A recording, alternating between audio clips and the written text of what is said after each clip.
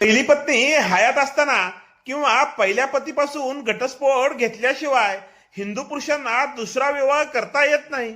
पतीने किंवा पत्नीने माननीय न्यायालयामध्ये घटस्फोट मिळण्यासाठीचा अर्ज दाखल केलेला असेल, तो अर्ज प्रलंबित असेल व त्यावर अंतिम निर्णय झालेला नसेल तरी सुद्धा दुसरा विवाह करता येत नाही. आणि जर अशा प्रकारे दुसरा विवाह केला तर तो दुसरा विवाह बेकायदेशीर ठरतो.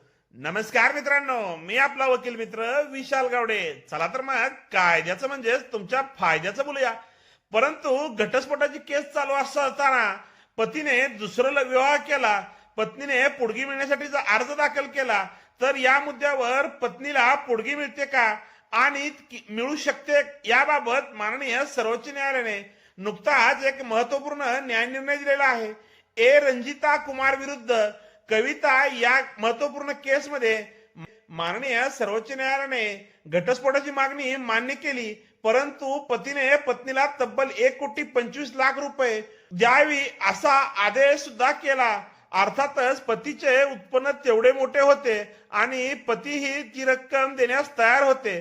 त्यामुळे तब्बल 1,25,00,000 रुपये घेऊन पत्नीने पतीला घटस्फोट दिला. कोर्ट कचेरी या युट्यूब चॅनलला सबस्क्राईब करा. कोर्ट कचेरी या ऑफिशियल इंस्टाग्राम व फेसबुक पेजला फॉलो जरूर करा.